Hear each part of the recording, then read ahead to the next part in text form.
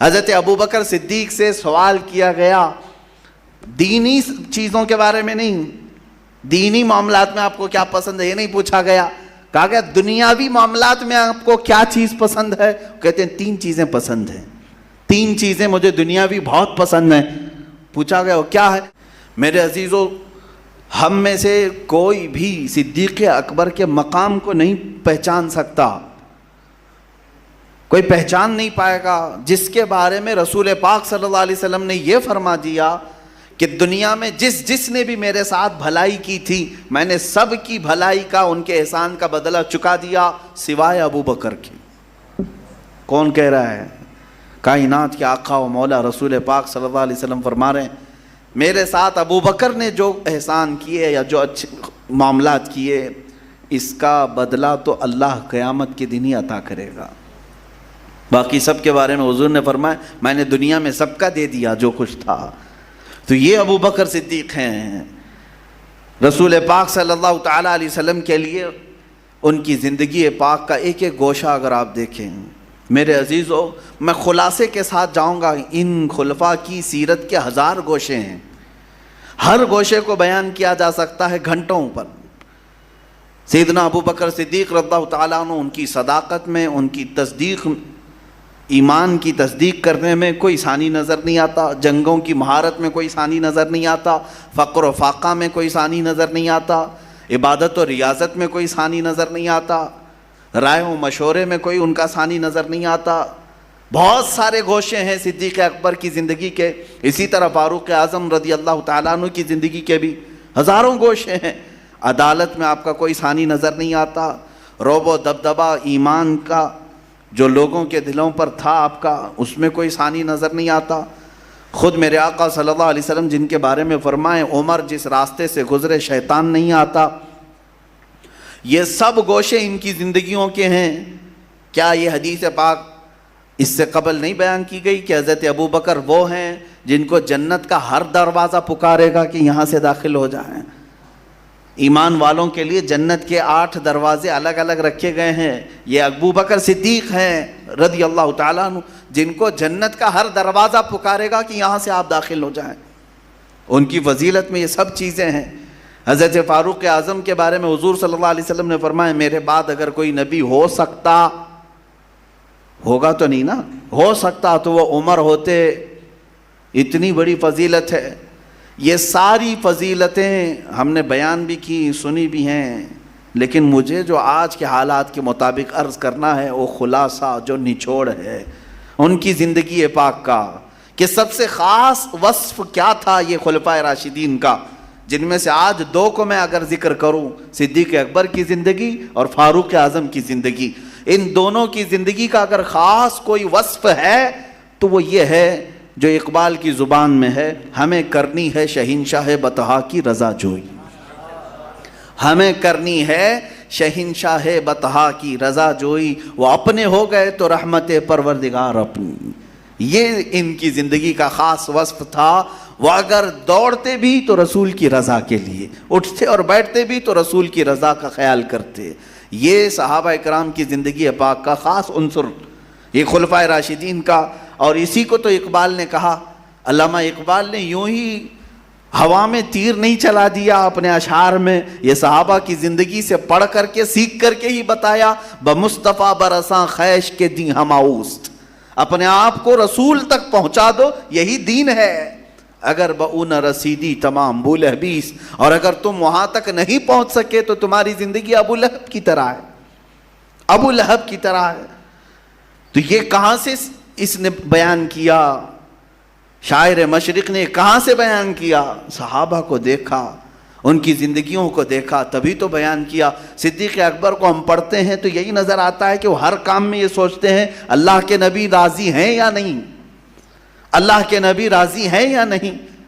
وہ باقی اس معاملے میں کسی رشتے ناتے کسی چیز کا خیال نہیں کرتے۔ وہ حضرت ابو بکر صدیق رضی اللہ تعالیٰ عنہ، آپ کو 2 چند مثالیں میں ضرور عرض کروں گا۔ سیدنا ابو بکر صدیق رضی اللہ تعالیٰ عنہ کا حضور پاک صلی اللہ علیہ وسلم کے ساتھ جو لگاؤ ہے، دیکھیں دنیا میں ہر ایک کو کوئی نہ کوئی چیز عزیز ہوتی ہے، دنیاوی چیزوں میں، دینی معاملات میں اگر میں آپ سے پوچھوں آپ کو کیا اچھا لگتا ہے، آپ کہیں گے جمعہ کی نماز اچھی ہے، عید کی نماز اچھی ہے، رمضان اچھا ہے، یہ ہو گئے دینی معاملات۔ آپ سے میں کہوں دنیاوی چیزوں میں کچھ پسند ہے آپ کو؟ ہاں آپ کہہ سکتے ہیں مجھے کپڑے پسند ہے، عطر پسند ہے، چپل پسند ہے، فلاں پسند ہے۔ ہر ایک کی دنیا سے بھی کچھ نہ کچھ پسندیدہ چیزیں ہوتی ہیں۔ حضرت ابوبکر صدیق سے سوال کیا گیا دینی چیزوں کے بارے میں نہیں، دینی معاملات میں آپ کو کیا پسند ہے یہ نہیں پوچھا گیا، کہا گیا دنیاوی معاملات میں آپ کو کیا چیز پسند ہے؟ کہتے ہیں 3 چیزیں پسند ہیں، 3 چیزیں مجھے دنیاوی بہت پسند ہیں۔ پوچھا گیا وہ کیا ہے؟ کہتے ہیں النظرۃ الی وجہ رسول اللہ، پہلی چیز یہ ہے کہ رسول اللہ کے چہرے کی طرف دیکھنا، حضور صلی اللہ تعالیٰ علیہ وسلم کی طرف دیکھتے رہنا، یہ مجھے بہت پسند ہے۔ وَأَن يَكُونَ ابْنَتِي تَحْتَ زَوْجِ رسول اللہ، دنیاوی معاملات میں اگر مجھ سے پوچھ رہے ہو تو دوسری میری پسندیدہ چیز یہ ہے کہ میری بیٹی رسول اللہ کے نکاح میں ہو جائے، یہ میری پسندیدہ چیز ہے۔ تیسری چیز انہوں نے جو بیان کی وہ بھی رسول پاک سے ریلیٹڈ تھی، یعنی ان کی دنیا بھی رسول کی زندگی ہے اور دین بھی رسول کی زندگی ہے۔ میرے عزیزو، یہ صدیق اکبر رضی اللہ تعالیٰ عنہ کی زندگی پاک کے خاص عناصر ہیں، خاص اوصاف ہیں کہ انہوں نے اگر کوئی چیز پوچھا بھی ہے، مانگا بھی ہے تو حضور کی ذات کو ہی مانگا ہے۔ اللہ کے حبیب صلی اللہ تعالیٰ علیہ وسلم کو چھوڑ کر ان کے پاس کوئی اور چیز نہیں تھی۔ مشہور واقعہ آپ نے سنا ہوگا حدیث پاک میں، جب رسول کریم صلی اللہ علیہ وسلم نے جنگ کے وقت لوگوں سے کہا کہ اپنے پاس جو کچھ ہے اللہ کی راہ میں خیرات کرو، تو حضرت عمر اپنے گھر میں آدھا مال رکھ کر آدھا لے آئے اور حضرت ابوبکر پورے گھر کا سارا سامان لے کر کے آئے۔ فرق دیکھیں، اور دونوں سے پوچھا گیا، انہوں نے کہا میرے گھر میں آدھا مال ہے بیوی بچوں کے لیے اور آدھا میں نے اللہ کی راہ میں خرچ کیا۔ یہ کوئی ناجائز کام نہیں تھا، شریعت نے ایسا آپ کے اوپر نافذ نہیں کیا ہے کہ سب لے جائیں۔ حضرت ابوبکر صدیق سے پوچھا، انہوں نے کہا سب لے آیا ہوں۔ کہا گھر میں کیا چھوڑا ہے؟ کہا اللہ اس کے رسول کو۔ یہ کمال درجے کا ہے، یہ فنا کا درجہ ہے جہاں اپنی ہر چیز رسول پاک کے قدموں میں وار دیا، نچھاور کر دیا۔ انہوں نے اپنے اولاد کو، اپنے گھر بار کو، یہاں تک کہ آپ کو معلوم ہے ہجرت کے موقع پر باپ بوڑھے ہیں، ابو قحافہ وہ ابھی ایمان لائے ہوئے نہیں تھے، حضرت ابوبکر صدیق کے والد، اور آنکھیں نہیں تھی، بصارت جا چکی تھی۔ باپ کو تکلیف بھی نہ پہنچے، ٹھیس بھی نہ پہنچے، اور حضور صلی اللہ علیہ وسلم کے ساتھ جانا ہے انہیں ہجرت کی راہ۔ انہوں نے یہ نہیں دیکھا کہ بوڑھا باپ ہے، اس کو کون دیکھے گا، نہیں، میرے آقا صلی اللہ علیہ وسلم کی رضا کی خاطر رات کے وقت اٹھ پڑے اور پتھروں کی ایک گٹھری، یعنی ان کے باپ طاق میں پیسوں کی یا اشرفیوں کے سکے ایک جگہ جمع کر کے رکھتے تھے۔ حضرت ابوبکر صدیق نے اس جگہ چھوٹی چھوٹی ٹھکریاں اور پتھروں کی وہ رکھی تاکہ میرے باپ کو اس بات کا غم نہ ہو کہ ابوبکر اپنے پیسے لے کر کے چلا گیا۔ باپ کو اس طرح سے کہ ہجرت کے موقع پر اپنی بیٹی سے کہا کہ اگر ابا پوچھیں کہ ابوبکر کے پیسے یہاں ہیں یا لے کر کے گیا تو خالی وہاں تک ہاتھ لے جا کر کے دکھا دینا باپ کو، وہ گٹھری کو پکڑ کر کے دیکھ کر کے مطمئن ہو جائیں گے۔ میرے عزیزو، جس صدیق اکبر رضی اللہ تعالیٰ عنہ نے اپنے ماں باپ کو وار دیا رسول پاک کی زندگی پر، اپنی اولاد کو، اپنے گھر بار کو، یہ بھی مشہور بات ہے کہ آپ کے بیٹے جنگ بدر میں مقابل میں آئے تھے، وہ بھی ایمان لائے ہوئے نہیں تھے جنگ بدر میں، اور اس کے بعد پھر وہ ایمان لائے چند دنوں کے بعد۔ تو حضرت ابوبکر سے بیٹے نے کہا ابا بدر میں آپ 3 بار میری تلوار کے نیچے آ گئے تھے لیکن میں نے مارا نہیں، باپ کو کوئی کیسے مار سکتا ہے؟ حضرت ابوبکر نے فرمایا اگر تو ایک بار بھی آ جاتا تو میں مار دیتا، میں یہ نہیں دیکھتا کہ میرا بیٹا ہے، یہ دیکھتا کہ دشمن رسول ہے، حضور کے مقابل میں آیا ہے، حضور سے لڑنے کے لیے آیا ہے۔ یہی عین ایمان ہے، محمد کی محبت دین حق کی شرط اول ہے، اسی میں ہو اگر خامی تو سب کچھ نامکمل ہے۔ یہ زندگی پاک کا ان کا خاص عنصر ہے۔ عزیزان گرامی، حدیثیں بھی تو آپ پڑھتے ہیں، سنتے ہیں، میرے آقا صلی اللہ علیہ وسلم نے کیا نہیں فرمایا لا یؤمن احدکم حتی اکون احب الیہ من والدہ وولدہ والناس اجمعین، تم میں سے اس وقت تک کوئی مومن نہیں ہو سکتا جب تک وہ اپنے ماں باپ، اپنی اولاد اور تمام انسانوں سے زیادہ مجھ سے محبت نہ کرے. یہ حدیث پاک میں کرتے ہیں ہم آج. حضور پاک صلی اللہ تعالیٰ علیہ وسلم سے پوچھیں گے تو سوال میں فوراً کہیں گے کہ ہاں کیوں نہیں, لبیک. ہم تو حضور صلی اللہ علیہ وسلم سے بے پناہ محبت کرتے ہیں.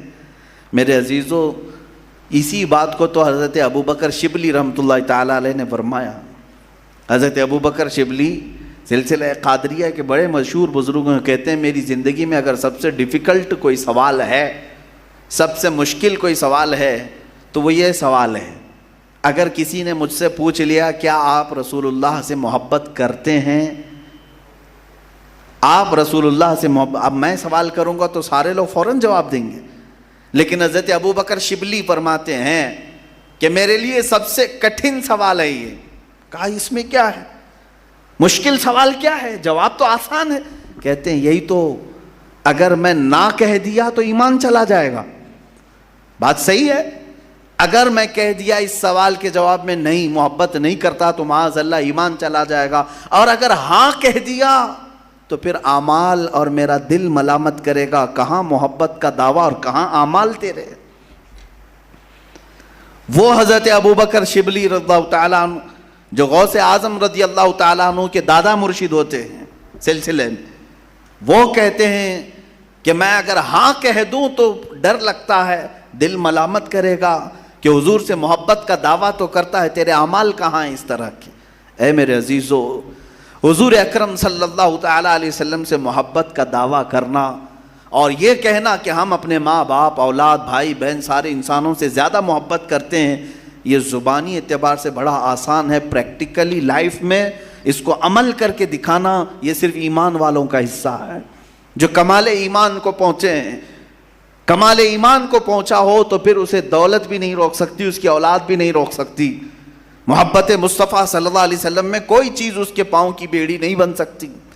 اور اگر آج ہمارے درمیان کوئی چیز بیڑی بن جاتی ہے تو اس کا مطلب ہے کہ ہم جھوٹ بولتے ہیں, ہم جھوٹ بولتے ہیں. حضور پاک صلی اللہ علیہ وسلم سے محبت کا دعویٰ ہے, لیکن ان کی کچھ سنتوں کو ایسے اتار کر پھینکتے ہیں جیسے لگتا ہے کہ کوئی کاٹنے والی چیز ہمارے پاس آ گئی. کیوں میاں؟ کہا نہیں, لوگ کیا سمجھیں گے, میری نوکری کا سوال ہے, عورت کا سوال ہے, دوستوں کا سوال ہے. اگر میں یہ تمام چیزیں کرنے لگ جاؤں تو یہ سب لوگ مجھے سائیڈ کر دیں گے. تو کہاں تم نے رسول اللہ سے زیادہ محبت کی, تم تو ان دنیا والوں سے زیادہ محبت کرتے ہو, ان کا خیال زیادہ رکھتے ہو کہ ان کو برا نہ لگے. میری کمپنی میں مجھے برا کوئی نہ کہے, میرے دوستوں میں کوئی برا نہ کہے, میرے گھر والوں میں کوئی برا نہ کہے. تم تو ان کی محبت میں مبتلا ہو, کہاں رسول کی محبت کی بات کرتے ہو. حضور پاک صلی اللہ علیہ وسلم سے محبت کرنے والا پھر دنیا کی کسی چیز کا خیال نہیں کرتا. آؤ اس محبت کی ایک جھلک دیکھنا ہو تو وہ بلال حبشی کی زندگی میں دیکھو. اللہ اللہ, جس کے سینے پر پتھر رکھ دیں, جس کو آگ کے انگاروں پر سلایا جائے, جس کے پیر میں رسی باندھ کر اوباش لوگ پورے سڑکوں پر کھینچے ہیں, اور اس کے بعد کہیں کہ بلال تیرا آقا بھی بہت پیسے والا ہے. امیہ بن حرب بڑے پیسے والا تھا جو بلال حبشی کا آقا تھا, اور پھر وہ کہتا تھا کہ اب چھوڑ دے, میں تجھے اس سے بھی زیادہ تجھے اجرت دوں گا, اس سے بھی زیادہ تجھے سیلری دی جائے گی. یہ سب چیزیں تھی بلال حبشی کے پاس, صرف کہنا یہی تھا کہ میں محمد کا نہیں ہوں. معاذ اللہ, حضرت بلال حبشی نے اپنی سیلری کو لات مار دیا, اپنی اجرت کے دگنا ہونے کو بھی ٹھکرا دیا, ہر چیز کو, دنیا کی لالچ کو ٹھکرایا, حتیٰ کہ مشقتوں کے پہاڑ اٹھائے اور پھر بھی اپنے رسول کے نغمے ہی گنگنائے. دنیا نے دیکھا ہے. اور آج 1400 سال کے بعد عزت ہے تو امیہ بن حرب کی نہیں, بلال حبشی کی ہے. غلام تھے اگرچہ, لیکن رسول اللہ کی وفاداری کی وجہ سے, حضور کی زندگی سے وفا کرنے کی وجہ سے اللہ نے ان کی زندگی پاک کو آج تک ہمارے درمیان محترم رکھا ہے. اور جو انہیں مارا تھا اس کی کسی کی تاریخ بھی نہیں ملتی. کون ہیں وہ, کہاں ہیں ان کی اولاد, ختم ہو گئے. ظلم کرنے والے ظالموں کی داستان ختم ہو جاتی ہے, اور جو محبت مصطفیٰ میں ایک مار بھی کھا لے وہ قیامت تک کے لیے اپنا نشان باقی رہ جاتا ہے. اعلیٰ حضرت نے یہی تو فرمایا, بے نشانوں کا نشان مٹتا نہیں, مٹتے مٹتے نام ہو ہی جائے گا.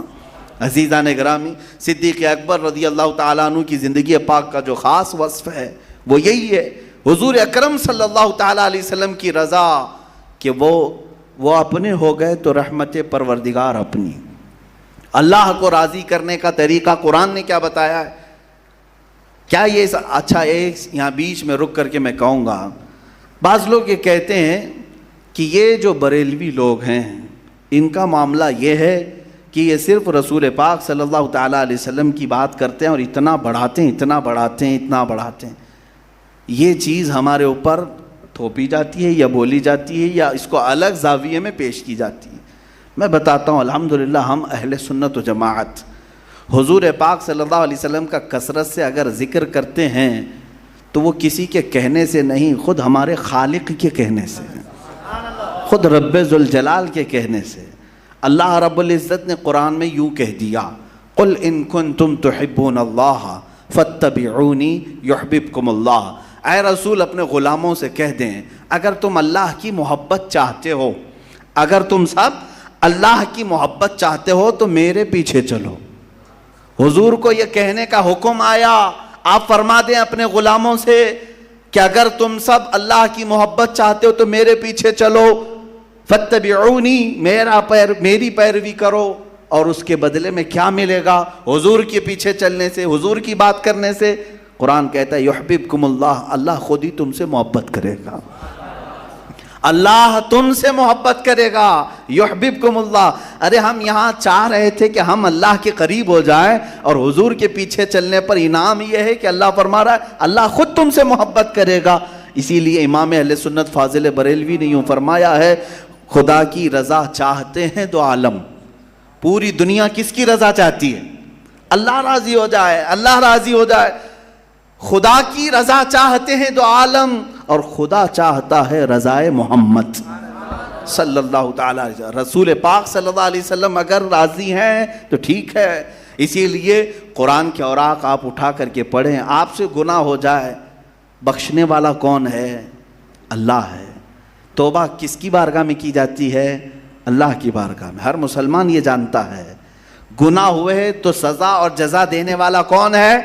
اللہ ہی ہے۔ ہمارا عقیدہ یہی ہے کہ وہ ہمیں رزق بھی دیتا ہے، ہمیں پرورش بھی کرتا ہے، ہمارا وہ خالق بھی ہے، مالک بھی ہے، سب کچھ ہے۔ اور اگر ہم سے گناہ ہوں تو سزا بھی وہی دے گا، نیکیاں ہوں تو جزا بھی وہی دے گا۔ لیکن اس کے باوجود قرآن میں اللہ فرماتا ہے وَلَوْ أَنَّهُمْ إِذْ ظَلَمُوا أَنفُسَهُمْ جَاءُوكَ۔ اے رسول اگر یہ مومنوں سے گناہ ہو جائیں تو توبہ کرنا چاہیے نا۔ گناہ ہو جائیں تو اللہ فرماتا ہے یہ آپ کے دربار میں آ جائیں، اللہ فرما رہا ہے یہ آپ کے دربار میں آ جائیں، فاستغفر اللہ، آپ کے پاس آ کر کے اللہ کی بارگاہ میں توبہ کریں، واستغفر لهم الرسول، پھر اللہ نے یہ بھی فرما دیا اور اے نبی اگر آپ ان کی سفارش کریں گے تو اللہ ان کی توبہ قبول کرے گا۔ بخدا خدا کا یہی ہے در۔ اعلیٰ حضرت یہی فرماتے ہیں خدا کی قسم خدا کا یہی ہے در، نہیں اور کوئی مفر مخر جو وہاں سے ہو یہیں آ کے ہو، جو یہاں نہیں تو وہاں نہیں۔ اگر حضور کی بارگاہ میں نہیں پہنچ سکے تو پھر وہاں بھی نہیں۔ یہ صدیق اکبر رضی اللہ تعالیٰ عنہ کی زندگی پاک ہم عرض کر رہے تھے، ان کی زندگیوں سے جو ملا ہے وہ نچوڑ، وہ خلاصہ۔ اچھا ایک بہت اہم بات میں عرض کرتا ہوں، حضرت ابوبکر صدیق کی زندگی کا خلاصہ، حضرت عمر فاروق اعظم کی زندگی کا خلاصہ، عثمان ابن عفان کی زندگی کا خلاصہ، حیدر کرار رضوان اللہ تعالیٰ علیہ مجمعین کی زندگی کا خلاصہ، جو انہوں نے محبت رسول پیش کی ہے، ان تمام محبتوں کے مجموعے کا نام مسلک اعلیٰ حضرت ہے۔ بات اب سمجھ میں آ گئی؟ کوئی نئی چیز نہیں ہے۔ ہمارے ہاں جو محبتیں پیش کی گئیں حضور پاک کے متعلق، یہ انہی خلفائے راشدین کے کیے ہوئے طریقوں کو ہی بیان کیا گیا ہے۔ اگر بریلی کے تاجدار نے کہیں یہ کہہ دیا دشمن احمد پہ شدت کیجئے، ملحدوں کی کیا مروت کیجئے، غیظ میں جل جائیں بے دینوں کے دل، یا رسول اللہ کی کثرت کیجئے، یا اگر کہا ہے تو اپنے پیٹ سے نہیں کہا۔ انہی خلفائے راشدین کا طریقہ دیکھا، وہ حضور کے دشمنوں پر شدت کرتے تھے، اور قرآن بھی کہہ رہا ہے اشداء علی الکفار یہ صحابہ وہ ہیں جو کافروں پر بہت سخت تھے. کس لیے؟ اس لیے نہیں کہ یہ کتے کی طرح دکھتے ہیں، اس لیے کہ مصطفیٰ کی دشمنی پالتے ہیں. چاہے وہ کتنے بھی خوبصورت ہوں، اگر سینے میں مصطفیٰ کی دشمنی پالتے ہیں تو ان کے لیے ہم سخت لہجہ ہی اختیار کریں گے. یہ سختی جو اعلیٰ حضرت کے شعر میں آپ کو نظر آ رہی ہے. بعض لوگ کہتے ہیں کیا مولانا اتنا سکھا رہے ہیں، دشمن احمد پہ شدت کیجئے، دشمن احمد پہ شدت کیجئے. یہ سب شدت کرنے کا طریقہ سکھایا جا رہا ہے. میرے عزیزو، یہ بریلی کے تاجدار نے نہیں سکھایا، یہ رسول اللہ کے عمر فاروق نے سکھایا ہے. ہاں، ان کی زندگی پاک میں جس نے رسول کا فیصلہ نہیں مانا، اس کے ساتھ عمر فاروق نے کیا کیا یہ تو سب کو معلوم ہے. بشر نام کا ایک منافق نام کا مسلمان تھا، حضور کے پاس آیا. ایک یہودی کے اس کے درمیان معاملہ تھا. حضور نے فیصلہ اس یہودی کے حق میں کیا، جو حق تھا، جو صحیح تھا وہ فیصلہ کیا. باہر آ کر کہا نہیں، مجھے یہ فیصلہ منظور نہیں، میں عمر کے پاس فیصلہ کراؤں گا. وہ وہاں آئے اور اس یہودی نے حضرت عمر سے کہا ہم رسول کے پاس گئے تھے تمہارے، اور انہوں نے میرے حق میں فیصلہ کیا. یہ تمہارا مسلمان بھائی ہے، اپنے نبی کے فیصلے کو نہیں مانتا. حضرت عمر اندر تلوار لے کر کے آئے اور اس کی گردن اڑائی اور کہا جو میرے نبی کا فیصلہ نہیں مانتا، عمر اس کا فیصلہ یہی کرتا ہے. اب مجھے بتاؤ، دشمن احمد پہ شدت کیجئے یہ کس نے کہا، کہاں سے کہا؟ یہ حضرت عمر نے سکھایا ہے رضی اللہ تعالیٰ عنہ. لوگ ہم سے یہ کہتے ہیں کہ آپ سخت لہجے میں بات کرتے ہیں. آپ کو پتا ہے عمیر بن وہب ایک ایسا شخص جو شیطان قریش اس کو کہتے تھے، جنگ بدر میں سب کو ابھارنے والا، اور وہ شخص آیا تھا مدینہ طیبہ. اس کا بیٹا قید تھا حضور کی بارگاہ میں، بدر کے قیدیوں میں وہاں پر قید تھا حضور صلی اللہ علیہ وسلم کے پاس. عمیر بن وہب دشمنی میں کھار کھا رہا تھا کہ کسی نہ کسی طرح سے میں بدلہ لے لوں. بدر میں کتنے لوگوں کو مار دیا ان لوگوں نے، ہم بہت بڑی تعداد میں تھے پھر بھی یہ مسلمان جیت گئے. اور مکہ میں روز ٹینشن میں رات گزارتا تھا. ایک ایسا ہی شخص ملا، صفوان نام تھا، اور اس کا بھی پرابلم وہی تھا. اس کے باپ کو بدر میں مار دیا گیا تھا، اس کا بیٹا قید تھا، اس کا باپ مرا تھا. تو دونوں کا سیم پرابلم. تو دونوں بیٹھ کر کے کعبہ کے حتیم کے اندر فیصلہ کرتے ہیں. صفوان بہت پیسے والا تھا. عمیر سے کہا تو اگر جا کر کے محمد کا قتل کر کے آئے تو میں تیرے سارے قرضے چکا دوں گا اور تیرے بچوں کی باقی سب کی پرورش میں خود اپنے ذمے لوں گا. معاہدہ کر لیا اور تلوار بھی دے دیا. زہر لگا کر کے عمیر کو مدینہ بھیج دیا. مدینہ آیا عمیر کیا کرنے کے لیے؟ میرے آقا صلی اللہ علیہ وسلم کا قتل کرنے کے لیے. لیکن کس بہانے سے آیا؟ کہ بیٹے کی خیر خیریت پوچھنے جا رہا ہوں. قیدی ہے نا، حضور کی بارگاہ میں قیدی ہے. اب یہ وہ وقت تھا جب رسول پاک صلی اللہ علیہ وسلم مسجد نبوی میں ہیں اور حضرت عمر فاروق باہر مسجد نبوی کے باہر چند صحابہ کے ساتھ کھڑے ہیں. اور جیسے ہی عمیر بن وہب آیا، اب حدیثوں کی سب کتابیں اٹھا کر پڑھو، جو جملہ پڑھو گے تو پھر آپ کو پتہ چلے گا. حضرت عمر کہتے ہیں خذو ھذا الکلب، کہتے ہیں اپنے ساتھیوں کو پکڑو اس کتے کو. آپ کہتے ہیں ہم یا پھر ہمارے علماء گالیاں دیتے ہیں. حضرت عمر کیا کہہ رہے تھے؟ ہم حضرت عمر نے کہا پکڑو اس کتے کو، یہ لفظ ہے، اور جا کر کے اس کی گردن میں رومال ڈال کر کے اس کو پکڑ کے لائے. کہا کیسے آنا ہوا حضور صلی اللہ علیہ وسلم کی بارگاہ میں؟ تو دشمنوں کے پاس سے ہے، اس طرف والا کیسے آیا ہے؟ تو اس نے کہا نہیں، صرف میں اپنے بیٹے کی خیر خیریت لینے کے لیے آیا ہوں. حضرت عمر نے کہا تمہارا فیصلہ بعد میں کرتا ہوں، پہلے حضور سے پوچھ لیتا ہوں. وہیں کھڑا کیا اور حضور کی بارگاہ میں اندر آیا. کہا عمیر بن وہب آیا ہے مکہ سے، کیا اس کو اندر لاؤں؟ حضور نے فرمایا اندر لے آؤ. اسی طرح سے اندر کھینچ کر لائے. حضور نے فرمایا چھوڑ دو. رسول پاک صلی اللہ علیہ وسلم نے پوچھا عمیر کیسا آنا ہوا؟ کہا کہ بس میں اپنے بیٹے کو دیکھنے آیا ہوں. آپ کے پاس قیدی ہے بیٹا. حضور نے پوچھا اگر بیٹے کو دیکھنے آئے تو تلوار کیوں لے آئے ہو؟ تلوار ساتھ میں کیوں لے آئے ہو؟ تو اس نے تلوار پھینک دیا دکھانے کے لیے. کہا اس تلوار کا کیا ہونا ہے؟ تلواریں تو ہمارے پاس بدر میں بھی تھی، کام تو نہیں آئی نا، آپ ہی کے کام آئی ساری چیزیں، تلوار میں چھوڑ دیتا ہوں. وہ بہانے کر رہا تھا، ہیلے بہانے کر رہا تھا. حضور پاک صلی اللہ علیہ وسلم نے پھر پوچھا بتاؤ عمیر کیسے آنا ہوا؟ کہا بیٹے کی خیریت لینے کے لیے. غیب داں رسول نے پھر پکار کر کہا عمیر وہ بات کیوں نہیں کہتے جو صفوان کے ساتھ خانہ کعبہ کے پاس کر کے آئے ہو؟ حتیم کعبہ میں بیٹھ کر کے تم نے کیا پلاننگ کی ہے وہ بات بتاؤ۔ عمیر بن وہب کی کپ کپی طاری ہو گئی، وہ حضور پاک کے سامنے کھڑا ہے، غیب داں رسول کے پاس کھڑا ہے۔ میرے آقا کی اتنی بات سن کر کے اس نے کہا اشہد ان لا الہ الا اللہ واشہد انک محمدن رسول اللہ صلی اللہ علیہ وسلم، میں گواہی دیتا ہوں آپ اللہ کے رسول ہیں۔ کلمہ طیبہ پڑھا، داخل اسلام ہوا، بیٹا بھی باپ بھی حضور پاک صلی اللہ علیہ وسلم نے آزاد کیا۔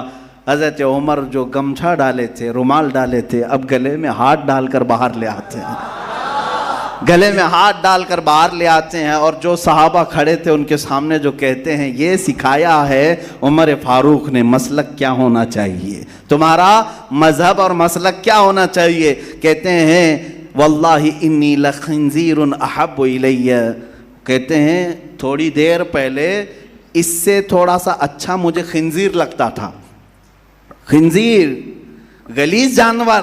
حضرت عمر کہتے ہیں میں اس کو خنزیر کو اس سے بہتر سمجھتا تھا عمیر بن وہب سے، کیونکہ میرے اندر اس قدر اس سے نفرت تھی کہ یہ رسول پاک کے خلاف پورے مکہ والوں کو بھڑکا کے لایا تھا۔ اے صحابہ سنو، ابھی یہ ایمان لایا ہے، اب مجھے میرے اپنے عزیز بیٹے سے زیادہ یہ محبوب ہے، میرے اپنے بیٹے سے زیادہ میں اس سے محبت کرتا ہوں۔ تو پتہ یہ چلا ایمان کا حصہ حضور سے جڑا ہوا ہے، وہ اپنے ہو گئے تو رحمت پروردگار اپنی۔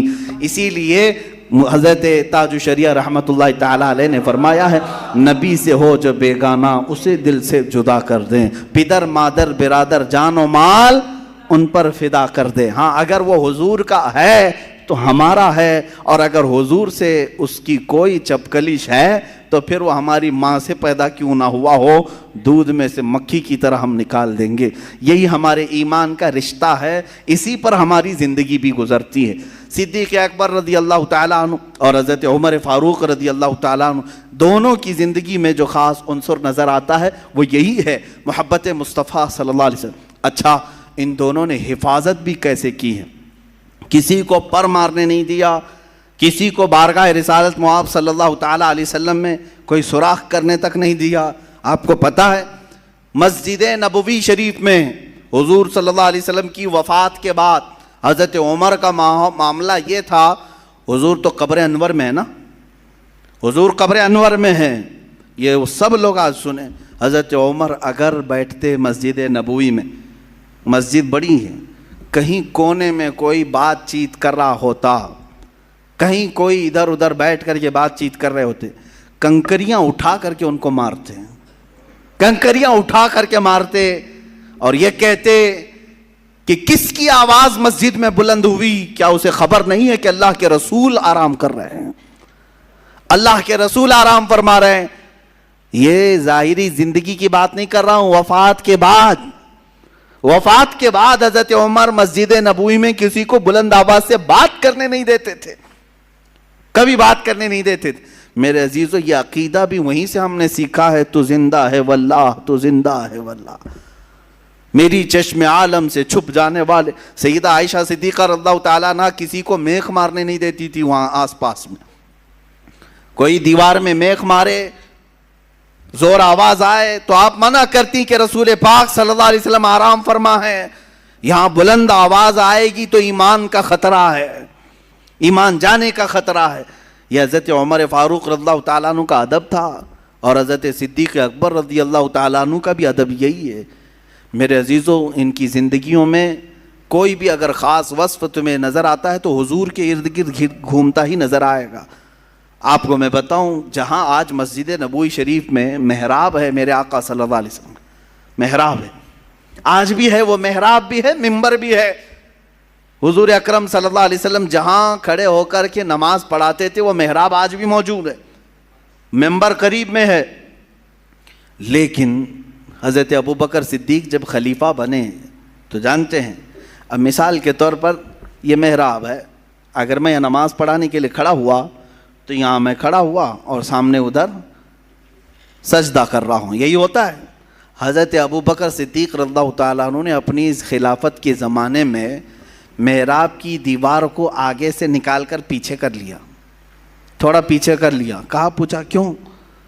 حضور کا جو محراب تھا اس کو دیوار میں لے لیا اور تھوڑا سا چھوڑ دیا جہاں حضور قدم رکھتے تھے، اتنا چھوڑ دیا، باقی کا دیوار کے اندر لے لیا. کہا کیوں؟ کہا مجھے گوارا نہیں کہ کبھی کوئی حضور کی سجدہ گاہ پر چل کر چلا جائے. حضور نے یہاں سجدہ کیا ہے، اور اتنا اس لیے چھوڑا کہ اب قیامت تک جو بھی امام آئے سجدہ وہاں کرے جہاں میرے آقا کے قدم تھے، سجدہ وہاں کرے جہاں رسول پاک قدم رکھ کر کھڑے ہوتے تھے. یہ صدیق اکبر کا ادب ہے، عشق رسالت مآب صلی اللہ علیہ وسلم. عزیزان گرامی وقار، وہ قرآن پر عمل کرنے والے صحابہ تھے، خلفائے راشدین. انہوں نے ہمیں اپنی زندگیوں سے جو سکھایا ہے وہ درس محبت ہی سکھایا ہے، میرے آقا صلی اللہ تعالیٰ علیہ وسلم کی زندگی پاک کا. اب میں تھوڑے سے آپ کی خلافت کے زمانے دونوں کی عرض کر دوں، وقت بہت کم ہوتا ہے. ان کی زندگی کے جو خاص عناصر تھے وہ مجھے عرض کرنا ضروری ہے. میرے عزیزو، آپ خلفائے راشدین کو پڑھو، صحابہ کو پڑھو، کل ملا کر کے یہ نچوڑ ملے گا. حضور اکرم صلی اللہ تعالیٰ علیہ وسلم کی زندگی پاک کو اگر تم نے اپنی زندگی میں نہیں شامل کیا یا خیال نہیں کیا تو تمہارا نام صرف مسلمان رہ جائے گا، اسلام سے تمہارا کوئی تعلق ہی نہیں رہے گا. الا لا ایمان لمن لا محبت لا. آگاہ ہو جاؤ، خبردار ہو جاؤ. جمعہ کے خطبے میں سنتے ہوں گے یہ لفظ، کہا جاتا ہے آگاہ ہو جاؤ، خبردار، تم میں سے کسی کا ایمان نہیں جس کے سینے میں حضور کی محبت نہیں. الا لا ایمان لمن لا محبت لا. خبردار، اس کا ایمان ہی نہیں جس کے سینے میں حضور کی محبت نہیں. ہم یہی چیز اب تک سیکھ کر کے آئے اور اللہ ہماری نسلوں میں بھی یہی چیز باقی رکھے، یہی چیز باقی رکھے. اگر اپنی زندگی میں آج کچھ کر سکتے ہو تو یہی کرو، اپنے بچوں کو حضور کی محبت سکھاؤ، نہیں پلاؤ. پلاؤ. اب آگے جو زمانہ آ رہا ہے بڑا خطرناک ہے، آندھیاں چلیں گی، طوفان چلیں گے. کس چیز کے؟ ہواؤں کے نہیں، کفر و شرک کی آندھیاں، گستاخان رسول کی آندھیاں، بد عقیدوں کی آندھیاں. یہ تمہاری اولاد کے اوپر بجلی بن کر کے بھی کڑک سکتی ہیں. بہت ساری اس طرح کی خرافات اب دیکھنے کو مل رہی ہیں. انہوں نے حد کر دیا ہے سوشل میڈیا پر، ٹیلی ویژن پر، پرنٹ میڈیا پر، الیکٹرانک میڈیا پر، سب پر اپنی اجارہ داری قائم، اور سب ٹارگٹ بناتے ہیں حضور کی ذات کو. اور ایسے میں اگر تم کچھ کر سکتے ہو تو اپنی اولاد کی تربیت میں محبت مصطفیٰ گھول کر پلاؤ. بچوں کو ہمیشہ یہ سکھاؤ میرے آقا کا نام بھی آئے تو ادب سے لیا کرو. ہاں، اس کو ہلکے میں نہ لیں. ہم بزرگوں سے پہلے سے انگوٹے چوم کر کے یہ ادب کا ایک ماحول پیش کرتے تھے کہ نبی کا نام آئے تو عام کیفیت میں نہیں رہنا ہے. ترکی کے ایک بزرگ تھے، 96 سال کی عمر ہو گئی تھی ان کی، 96 ایئر کے. اگر تقریر میں حضور کا نام ذکر کرنا ہوتا، محمد صلی اللہ علیہ وسلم، چاہے وہ 40 مرتبہ بھی نام آئے وہ کرسی چھوڑ کر کھڑے ہو جاتے تھے. حضور کا نام، رسول پاک صلی اللہ علیہ وسلم کا نام وہ بیٹھ کر کے نہیں لیتے، یہ ان کا اپنا ادب تھا. سلطان محمود غزنوی جانتے ہیں، ایاز کے بیٹے کو پکارتے تھے. ایاز کے بیٹے کا نام محمد تھا. ایک بار ایاز خاص وزیر ہے، محمود غزنوی کا خاص وزیر ہے، تو ایاز کے بیٹے کو پکارا، اے ابن یا ایاز، اے ایاز کے بیٹے آ جا. ایاز کو پتہ چلا کہ سلطان نے آج میرے بیٹے کو نام لے کر نہیں پکارا، تو کہا کہ اس وقت ایسا ہی تھا، نام لے کر نہ پکارنا ناراضگی کی علامت ہوتی. بعد میں ادب سے آ کر کے پوچھا محمود سے، سلطان محمود سے، کیا آپ اس خادم زادے سے کوئی غصے میں ہیں، ناراض ہیں؟ میرے بیٹے سے کوئی غلطی خطا ہوئی ہے؟ اس کا نام لے کر نہ پکار کر اسے ابن ایاز کہا. سلطان محمود نے کہا نہیں، ایسی کوئی بات نہیں، میں وضو سے نہیں تھا، میں وضو سے نہیں تھا، اس لیے میں نے محمد نام پکارا نہیں. اور اس بارگاہ میں اگر ہم جائیں جس کو پوری دنیا علامہ جامی کہتی ہے، فارسی کے مشہور زمانہ، فارسی کے وہ امام عشق و محبت ہے، کہتے ہیں 1000 بار بشویم دہن ز مشک و گلاب، ہنوز نام تو گفتن کمال بے ادبیز. 1000 بار میں مشک اور گلاب سے اپنا منہ دھو لوں پھر بھی یا رسول اللہ آپ کا نام زبان پر لانا میں بے ادبی سمجھتا ہوں. اور پھر جنید و بایزید، ان کا کیا حال ہے کہ کیا گیا ہے ادب گاہست زیر آسمان از عرش نازکتر نفس گم کردہ می آیت جنید و بایزید اینجا. آسمان کے نیچے ادب کی ایک ایسی جگہ ہے کہ جنید بغدادی اور بایزید بسطامی جیسے مشہور اولیاء جب اس بارگاہ میں آتے ہیں تو اپنی سانسیں بھی روک لیا کرتے. حضور کے دربار میں آنے کے بعد سانس روک لیتے. کیوں؟ کہ نکلنے والی سانسوں سے حضور کی بے ادبی نہ ہو جائے. عزیزان گرامی، ہمارا مسلک، ہمارا مذہب ادب کا ہے، اور بارگاہ رسالت مآب صلی اللہ علیہ وسلم نے جتنا ادب ہم سکھا سکتے ہیں اپنی اولاد کو سکھاؤ، اور یہ بھی ساتھ میں سکھاؤ ہر چیز برداشت کر لینا، مگر حضور کی شان میں ادنا سی توہین کبھی برداشت نہ کرنا، کبھی برداشت نہ کرنا. حضور کے خلاف کوئی بات آئے تو ہرگز برداشت نہ کرنا. اب سیدنا ابو بکر صدیق رضی اللہ تعالیٰ عنہ کا زمانہ آیا حضور کی وفات کے بعد. میرے عزیزو، پہلی بات تو حضور کی وفات صحابہ کے لیے بہت بڑا صدمہ تھا، اور قیامت کی بڑی نشانیوں میں سے ایک بڑی نشانی یہ بھی تھی حضور کا رحلت کرنا.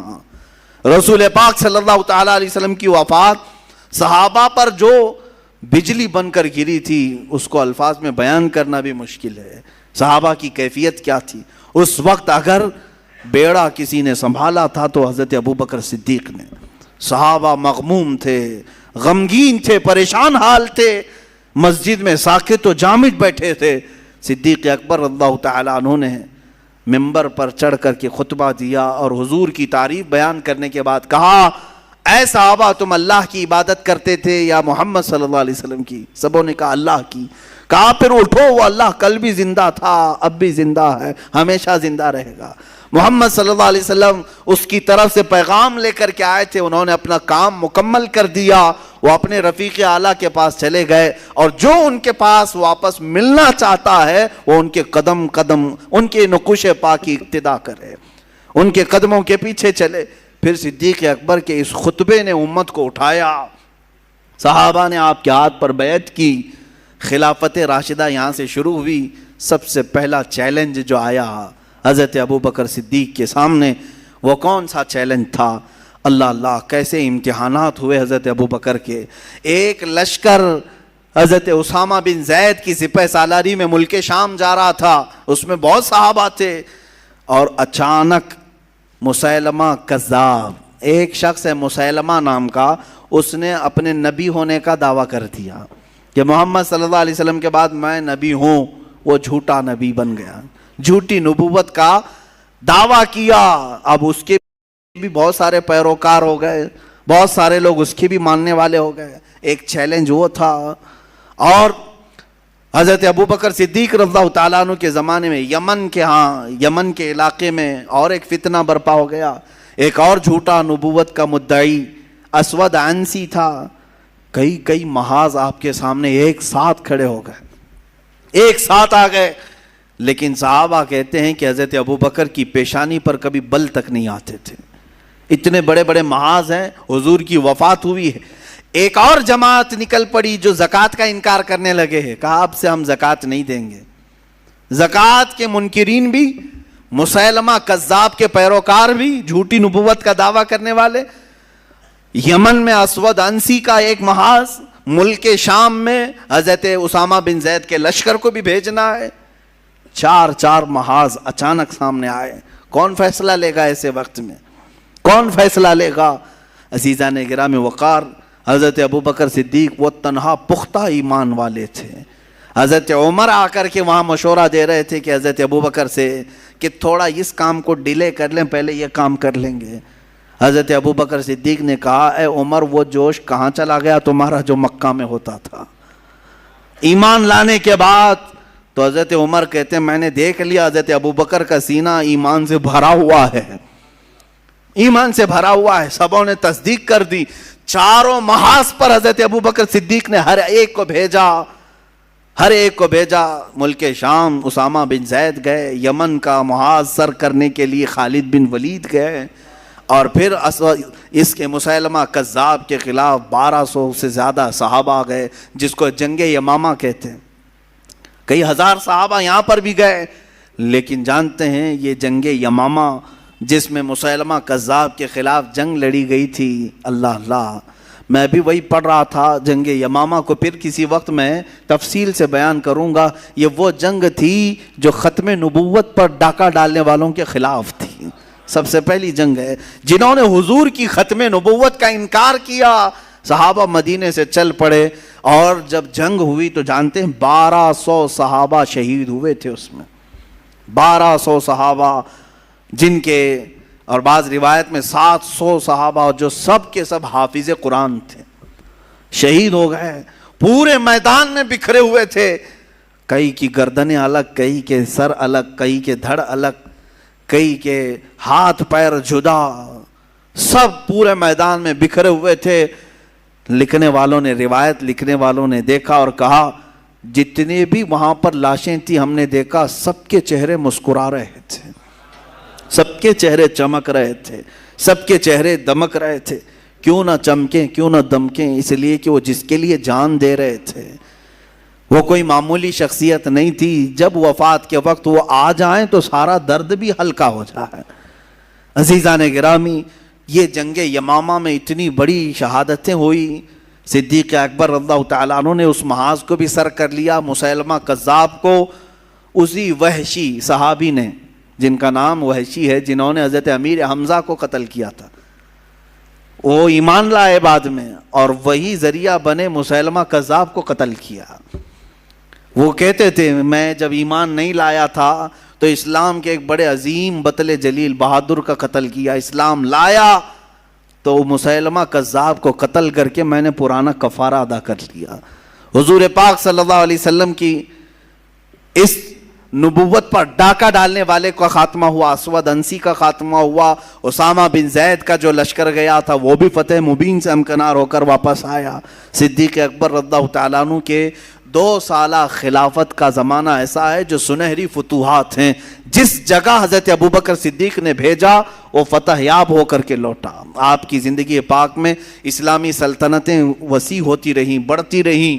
صرف 2 سال لیکن ایسے رہے حضرت ابوبکر صدیق کہ اسلامی سلطنتوں کو وسیع کرنے کی ہمیشہ فکر رہتی، لیکن ایک غم ہمیشہ رہتا تھا، حضور کے قریب، حضور پاک کے چہرے کو نہ دیکھنے کا غم. حضور اکرم صلی اللہ علیہ وسلم کے روضہ اطہر کے پاس جاتے تو بے اختیار رونے لگ جاتے تھے. اور آپ کی وفات اسی غم مصطفیٰ میں ہو گئی. رسول پاک صلی اللہ تعالیٰ علیہ وسلم کی یہ خلیل، حضور کے یہ یار غار، جنہوں نے حضور صلی اللہ علیہ وسلم کے لیے اپنی سب چیزیں قربان کی تھی. عزیزان گرامی وقار، حضور کی طرف اس قدر ادب کا ماحول میں نے کسی اور میں نہیں دیکھا جو حضرت ابوبکر صدیق میں دیکھا. صدیق اکبر رضی اللہ تعالیٰ عنہ ہمیشہ حضور صلی اللہ علیہ وسلم کے آگے پیچھے، ہجرت کے موقع پر کبھی دائیں چلتے، کبھی بائیں، کبھی آگے کبھی پیچھے. حضور پوچھتے ایسا کیوں کر رہے ہو؟ حضرت ابوبکر کہتے کہ مجھے لگتا ہے کہیں سے کوئی تیر چلے تو میرے اوپر آ جائے. حضور صلی اللہ تعالیٰ علیہ وسلم جب جنگ بدر میں تھے تو حضرت علی رضی اللہ تعالیٰ عنہ سے پوچھا گیا، حیدر کرار ہے، شیر خدا ہے، ان کی شجاعت پر کسی کو کوئی سوال ہی نہیں. پوچھا گیا صحابہ میں سب سے زیادہ بہادر کون تھا، صحابہ میں سب سے زیادہ شجاعت والا کون تھا؟ حضرت علی کہتے ہیں میری نظر سے اگر پوچھو گے تو ابوبکر صدیق تھے. کہا کیوں؟ کہا بدر کے موقع پر جب حضور کا خیمہ لگایا گیا تو دشمن پورے بہت غرور میں ناچ رہے تھے. بات اس چیز کی آ گئی کہ حضور کی حفاظت کے لیے کون کھڑا رہے گا، اس کی ذمہ داری کتنی بڑی ہوتی ہے. حضور کی حفاظت کے لیے جو کھڑا، کچھ بھی اگر حضور کو ہوا تو حفاظت کرنے والا پہلے پکڑا جائے گا، اس کے اوپر ساری چیزیں آئیں گی. تو کیا کر رہا تھا؟ تو اس موقع پر حضرت علی کہتے ہیں صحابہ سب گھبرائے تھے. اس وقت اگر کوئی آگے بڑھا تھا تو ابوبکر صدیق تھے حضور کے خیمے کے پاس، اور ایسے کھڑے ہو گئے تھے کہ کسی کو پر مارنے کی بھی ہمت نہیں تھی. وہ رسول پاک صلی اللہ علیہ وسلم کے ڈیفنس کے لیے بھی اس قدر الرٹ رہتے تھے. حضرت ابوبکر صدیق رضی اللہ تعالیٰ عنہ کی زندگی یہی خلاصہ یہی ملتا ہے کہ ان کی زندگی ارد گرد گھومتی ہے. وہ ایک پروانے تھے جو شمع کے ارد گرد گھومتے تھے. عزیزان گرامی وقار، حضور پاک صلی اللہ تعالیٰ علیہ وسلم کی وفات ظاہری کے بعد حضرت ابوبکر کے 2.5 سال کا عرصہ جب گزرنے کو آیا تو آپ بخار زدہ ہوئے، بیمار ہوئے، جمادی الاخر کا وقت تھا، اور اس وقت وفات سے پہلے بھی جو وصیت کرتے ہیں وہ کیا ہے؟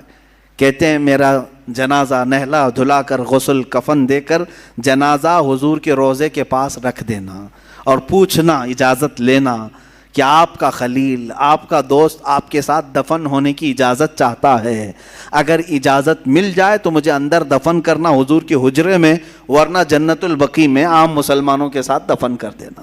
یہ وصیت ہے حضرت ابوبکر صدیق کی وفات کے بعد۔ میں کبھی کبھار سوچتا ہوں اس روایت کو پڑھنے کے بعد صحابہ بھی سن کر خاموش رہ گئے، وہ کس سے اجازت لینے کی بات کہہ رہے ہیں؟ جو قبر میں ہیں۔ حضرت ابوبکر کس سے اجازت لینے کی بات کر رہے ہیں؟ قبر میں ہے رسول پاک، اور صحابہ بھی خاموش ہیں۔ اس کا مطلب ہے ان کا عقیدہ ہی یہ تھا کہ حضور سنتے بھی ہیں، دیکھتے بھی ہیں، اور جواب بھی دیتے ہیں۔ ہم یہاں سے پکاریں وہ وہاں سے سنیں، مصطفیٰ کی سماعت پہ لاکھوں سنا۔ وفات ہوئی، حجر انور کے باہر رکھا گیا، اور صحابہ میں سے ایک صحابی نے پکار کر کے کہا، اے اللہ کے نبی، آپ کا دوست آپ کے ساتھ دفن ہونے کی اجازت چاہتا ہے۔ اتنا باہر کھڑے ہو کر کے کہا، حجر انور کا دروازہ اچانک کھل گیا، اس کی چٹکنی گر گئی اور دروازہ کھلا، اندر سے آواز آئی، ادخل الحبیب الی الحبیب، حبیب کو حبیب کے ساتھ داخل کر دو۔ صحابہ نے حضور کے پہلو میں انہیں دفن کیا ہے۔ اللہ اللہ، کیا شان ہے صدیق تمہاری، جب تک اللہ نے زندگی دی تب بھی حضور کی معیت اور صحبت میں گزارا، اور وفات بھی ہوئی تو قیامت تک حضور کے پہلو میں سونا ملا۔ یہ کسی کو نہیں مل سکا جو حضور سے اتنا متصل ہو کر کے کوئی سو رہا ہو۔ حضور کی کسی خاندان والے میں بھی کسی کو یہ چیز نہیں ملی کہ وہ قبر میں حضور کے متصل ہو کر کے اب تک سو رہا ہو۔ اور اس کے بعد دوسری فضیلت اگر کسی کو ملی ہے وہ حضرت عمر فاروق کو ملی ہے۔ ان کے بعد یہ حجرہ بند ہو گیا، یہ حجرہ بند ہو گیا۔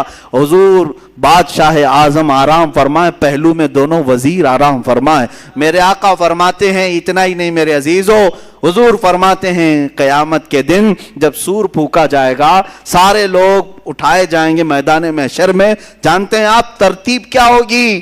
میرے آقا فرماتے ہیں سارے لوگوں پر پہلے موت آئے گی، پھر جب اٹھانے کی باری آئے گی تو سب سے پہلے جو روح بیدار ہوگی وہ محمد رسول اللہ صلی اللہ علیہ وسلم۔ حضور فرماتے ہیں میں بیدار ہوں گا، اپنی قبر سے اٹھوں گا۔ حدیث میں حضور نے کیفیت بھی بتائی کہ کیسے میں اٹھوں گا۔ حضور فرماتے ہیں میں اس حال میں اٹھوں گا میدان قیامت میں آنے کے لیے اپنی قبر سے کہ میرے ایک ہاتھ ابو بکر کے کندھے پر ہوگا، دوسرا ہاتھ عمر کے کندھے پر ہوگا۔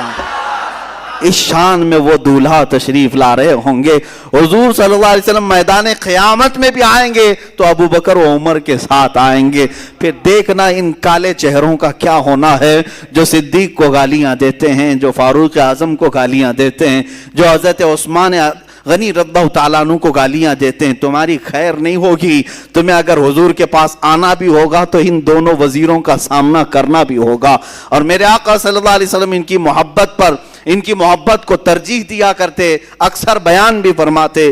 عزیزان گرامی، وہ قیامت کا منظر کیسا ہوگا جب حضرت ابوبکر اور حضرت عمر حضور کے پہلو میں ہوں گے اور حضور پاک صلی اللہ علیہ وسلم تشریف لا رہے ہوں گے۔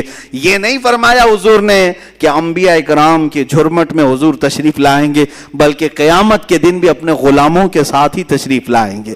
فقط اتنا سبب ہے انعقاد بزم محشر کا کہ ان کی شان محبوبی دکھائی جانے والی ہے۔ قیامت کا منظر یہ سب جو ہو رہا ہے یہ بھی اسی لیے ہو رہا ہے کہ رسول کی شان محبوبی دکھائی جانے والی ہے۔ عزیزان گرامی، جو صدیق اکبر سے، جو عمر فاروق سے جلتا ہے، نفرت کرتا ہے، عداوت کرتا ہے، وہ دنیا میں بھی خائب و خاسر ہوگا، ذلیل ہو کر مرے گا۔ بلکہ مارحرہ مطہرہ کے ایک بڑے بزرگ ہیں، انہوں نے فرمایا اور بڑے عزم کے ساتھ فرمایا، قبر میں اسے دفن کرنا، واپس آ جانا، اور بعد میں کھول کر کے دیکھو گے اس کا چہرہ قبلے سے پھیر دیا گیا ہوگا۔ ایسے شخص کا چہرہ بھی قبلے کی طرف نہیں رکھا جائے گا، چہرہ پھیر دیا جائے گا۔ جو ابو بکر و عمر رضی اللہ تعالیٰ عنہما سے نفرت رکھتا ہے یا دل میں عداوت رکھتا ہے، عزیزان گرامی، جس کو رسول اللہ نے اپنے پہلو میں سلایا ہے، اپنے بغل میں سلایا ہے، اس سے نفرت کیسے ہو سکتی؟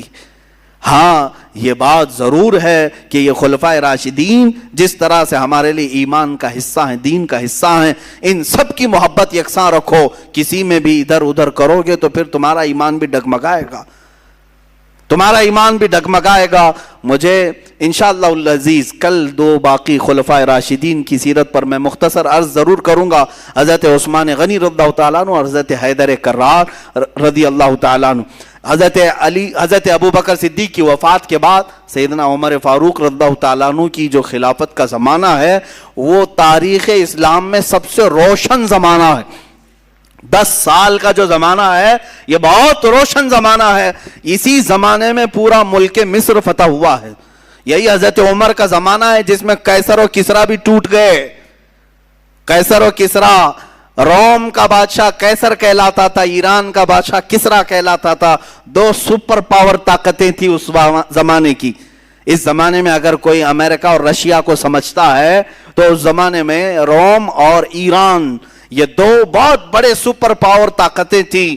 ان کے بادشاہوں کے پاس لاکھوں کی فوج تھی. ان کو اگر کسی نے دھول چٹایا ہے تو وہ عمر فاروق رضی اللہ تعالیٰ عنہ. ان کا خلافت کا زمانہ بڑا روشن رہا ہے. اسی لیے تو ہیبت ایسی اتاری تھی، ہر جگہ خبر پھیلی رہتی تھی، ہر جگہ خبر پھیلی رہتی تھی. حضرت عمر کے رعب و دبدبے کے متعلق، جس کے متعلق اعلیٰ حضرت فرماتے ہیں وہ عمر جس کے آداب پہ شیدا سقر، اس خدا دوست حضرت پہ لاکھوں سلام. وہ حضرت عمر فاروق رضی اللہ تعالیٰ عنہ جن کے رعب کا عالم یہ تھا کہ قیصر و کسریٰ کی کرسیاں ہلتی تھی. ایک بار کوئی آیا قاصد وہاں سے پوچھتے ہوئے، مدینے میں پتہ جاسوس تھا، کسریٰ بادشاہ کے ہاں سے آیا دیکھنے کے لیے کہ یہ عمر رہتا کیسے، کتنے باڈی گارڈ ہیں، کہاں ان کی سیکورٹی ہے، سب دیکھ کر کے جانے. پوچھا مدینے میں آ کر تمہارے بادشاہ کہاں رہتے ہیں؟ پوچھنے جس سے پوچھا جا رہا تو ہنسنے لگے. ہمارا بادشاہ نہیں ہوتا، ہمارا بادشاہ نہیں ہوتا، ہمارا امیر المومنین ہوتا ہے. کہا وہ کہاں رہتا ہے، اس کا محل کہاں ہے؟ پھر وہ ہنس پڑے. کہا اس کا محل بھی نہیں ہوتا، اس کا محل نہیں ہوتا. جاؤ وہ فلاں پیپل کا درخت ہوگا اس کے نیچے سو رہا ہوگا مسجد نبوی کے قریب. وہ حیرت میں آ کر کے ڈھونڈتے ہوئے دیکھا کہ دوپہر کا وقت ہے. یہ عمر فاروق ایک بغیر کچھ بچھائے نیچے زمین پر تنہا آرام کر رہے ہیں. جو پورے قیصر و کسریٰ کو ہلا کر رکھا ہے وہ ایک درخت کے نیچے آرام سے سو رہا ہے. اور وہ قاصد آیا اور سوچا اگر میں چاہوں تو ابھی مار کے ختم کر دو، سب لوگ سکون کی سانس لیتے رہیں گے. اچانک حضرت عمر کی آنکھیں کھل گئی اور کہا جو تو سوچ رہا ہے وہ ہو نہیں سکتا. اللہ جس کی حفاظت فرمائے. حضرت عمر بیدار ہوئے اور کہا ہم نے اپنی کرسیاں خون چوس کر کے نہیں بچھائی، عدل و انصاف پر قائم کیا ہے، اللہ رب العزت کے دین پر قائم کیا ہے.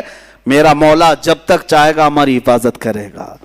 1000 فوجی مل کر کے بھی حفاظت نہیں کریں گے اگر اللہ نہ چاہے. بہرحال حضرت عمر کا رعب، ان کی تمکنت، ان کا جلال بڑے بڑے بادشاہوں پر طاری تھا. قیصر و کسریٰ ختم ہو گئے، وہاں سے مال غنیمت لایا گیا.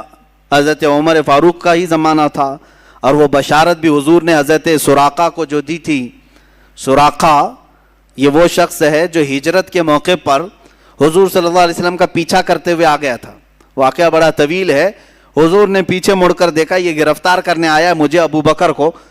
حضور نے فرمایا زمین پکڑ لے اسے. زمین پھٹ گئی، سراقہ اندر گیا گھٹنوں تک، رونے لگا چھوڑ دیں آپ کریم ابن کریم ہیں، شریف ابن شریف ہیں. حضور نے کہا اے زمین چھوڑ دے. زمین کھل گئی، وہ نکل گئے. یہ زندہ معجزہ تھا میرے آقا صلی اللہ علیہ وسلم. پھر دوبارہ نیت خراب ہوئی، پھر آیا، پھر حضور نے فرمایا پکڑ لے زمین. زمین نے پکڑ لیا. پھر رویا، حضور نے پھر چھوڑ دیا. 3 مرتبہ ایسا ہوا.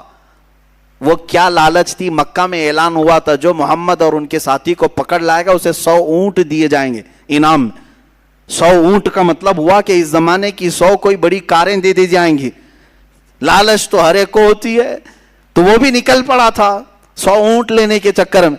حضور پاک صلی اللہ علیہ وسلم نے تیسری مرتبہ مڑ کر کہا اے سراقہ تو 100 اونٹ کے چکر میں ہمارے پیچھے پڑا ہوا ہے، میں تو تیرے ہاتھوں میں قیصر و کسریٰ کے کنگن دیکھ رہا ہوں. قیصر و کسریٰ سپر پاور اس زمانے کے بادشاہ، ان کے ہاتھوں میں جو سونے کے کنگن ہوتے تھے وہ پوری دنیا میں مشہور تھے. حضور نے یہ کہہ دیا کہ میں تیرے ہاتھوں میں وہ دیکھ رہا ہوں. اس سراقہ نے فوراً کلمہ طیبہ پڑھ لیا, ایمان لائے, واپس مکہ چلے گئے, صحابی رسول بن کر رہے. جانتے ہیں بیچ میں ایک مرتبہ بہت بیمار ہو گئے.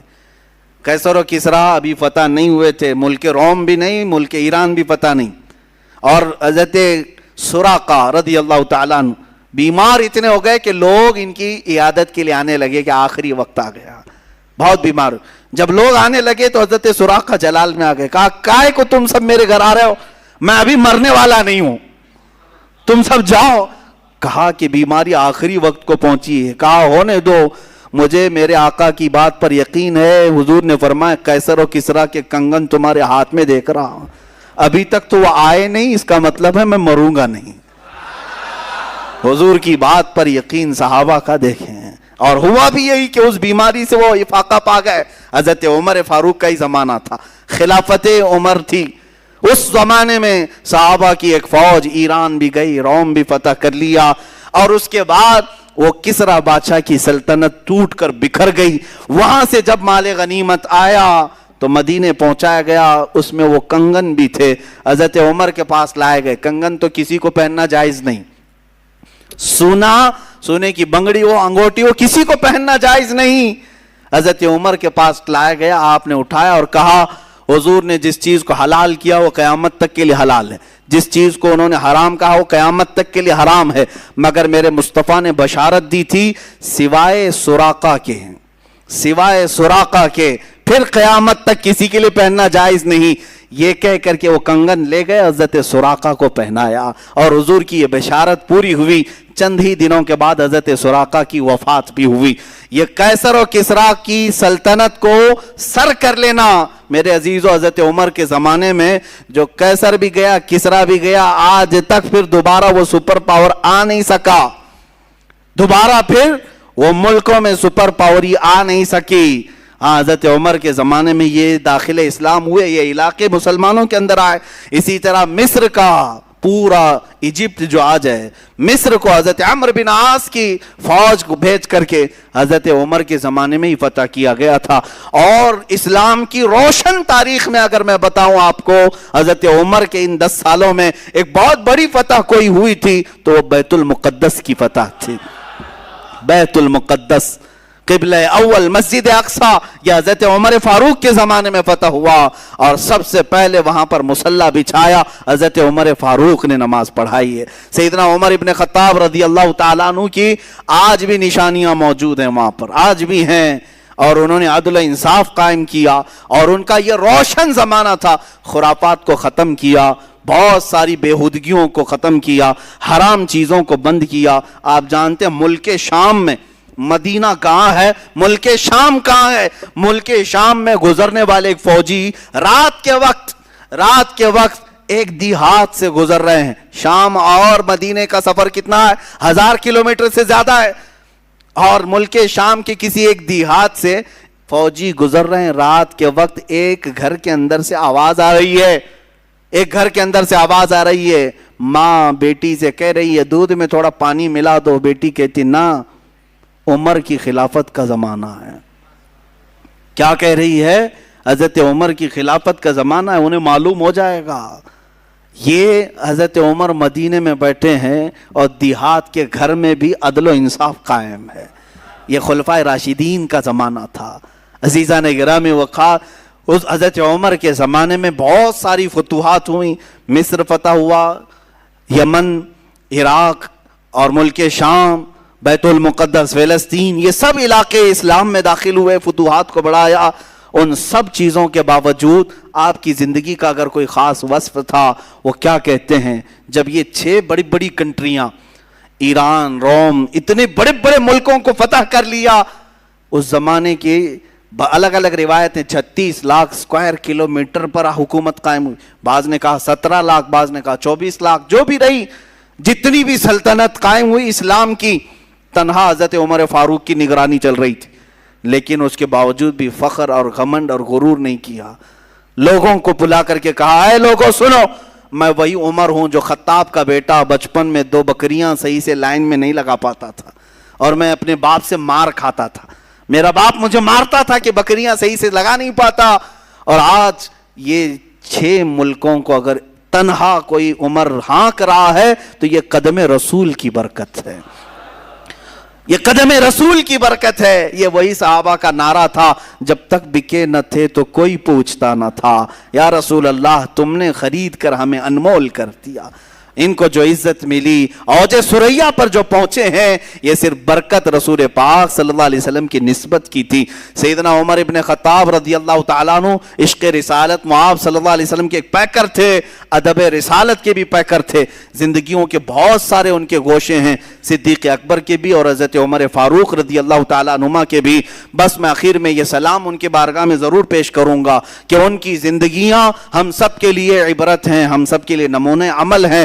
کروڑوں سلام ہو ان کی تربتوں پر، کروڑوں سلام ہو ان کی مزاروں پر، اور کیوں نہ ہو جب بھی کوئی مدینے جاتا ہے، چاہے وہ حضور صلی اللہ علیہ وسلم کو سلام پیش کرے، ان سے جلنے والا ہو، نفرت کرنے والا کیوں نہ ہو، لیکن گزرے گا تو ابو بکر و عمر کے سامنے سے ہی گزرے گا۔ میرے آقا نے ایسا رکھا ہی ہے کہ بادشاہ کو سلام کرو گے تو وزیروں کو سلام کرتے ہی باہر جانا پڑے گا، ان کے بغیر تم مسجد نبوی سے باہر نہیں نکل پاؤ گے۔ اب یہاں سے جب تم نے دیکھ لیا کہ حضور کو سلام کرنے کے بعد ان دونوں کو سلام کر کے ہی جانا پڑتا ہے، انشاءاللہ العزیز قیامت کے دن بھی یہی منظر ہوگا۔ میرا یہ یقین ہے وہی نجات پائے گا، حضور پاک صلی اللہ علیہ وسلم کا شیدائی ہو اور حضرت ابوبکر و عمر سے محبت کرنے والا ہو۔ اللہ ان کی محبتیں ہمارے سینوں میں عطا فرمائے، مولا کریم خلفائے راشدین کی عقیدت و محبت عطا فرمائے، اہل سنت و جماعت پر قائم و دائم رکھے، اسی پر خاتمہ بالخیر عطا فرمائے۔